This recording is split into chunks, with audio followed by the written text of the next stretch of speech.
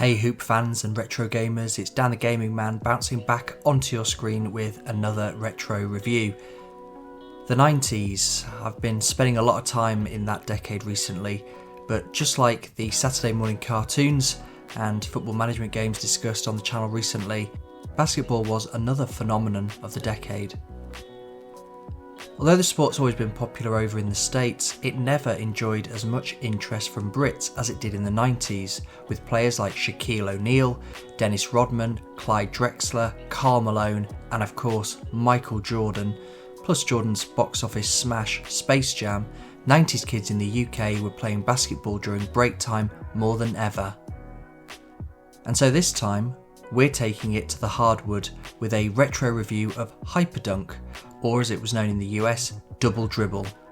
This Sega Mega Drive title might not be a household name, but it did try to slam dunk its way into our gaming hearts back in the day.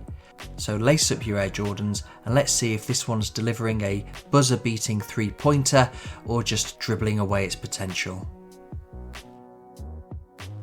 Developed by Konami and released in 1986, Dribble was originally released in arcades before its sequel Dribble, the Playoff Edition, was released on the Sega Genesis in North America in 1994, known as HyperDunk here in the UK and played on our Sega Mega Drives. The original Dribble was one of the first basketball games to feature real teams and players, albeit without the official licenses, and it set out to capture the thrill of NBA. That game was something of a pioneer in sports video gaming, and the developers aimed to offer an experience that was as close to real basketball as the pixels of the 80s would allow.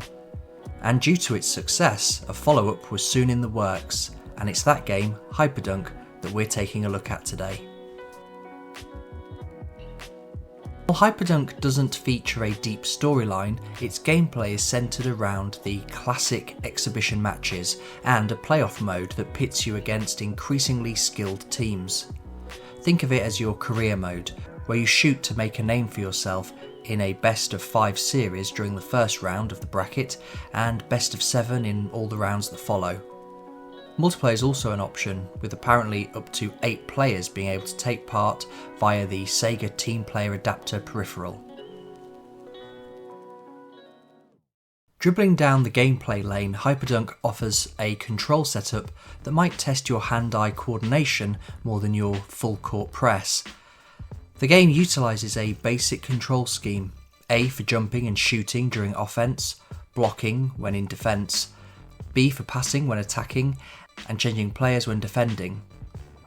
And C could be used whilst in mid-air to dunk and to steal the ball when out of possession.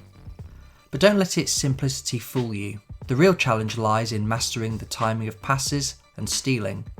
While the controls are straightforward, they can feel as slippery as a freshly waxed court at times, leading to some unexpected turnovers. It can take a match or two to confidently get to grips with the controls, but eventually you do find yourself blocking more and more of the opponent's shots, stealing the ball more regularly, and making the best possible passes when needed too.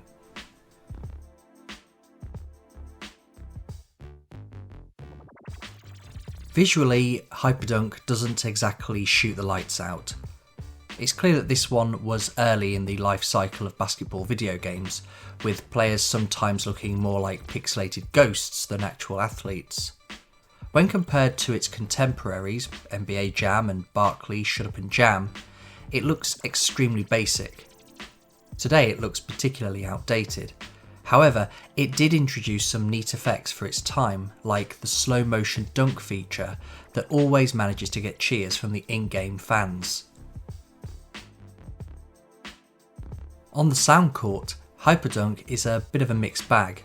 The track featured on the title menu gave me a hit of nostalgia, and during the matches the dribbling and crowd noise created a lively atmosphere, but the repetitive music might have you reaching for the mute button faster than a coach calls for a timeout in a losing game.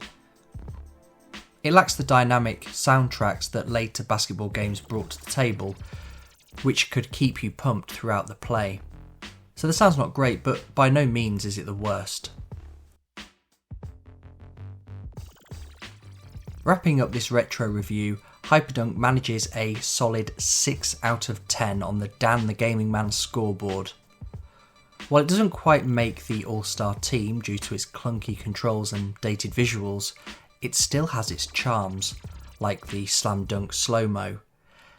It was a decent attempt at capturing the hardwood drama, but fell short compared to rivals like NBA Jam and Arch Rivals, which brought more flair and excitement to the genre.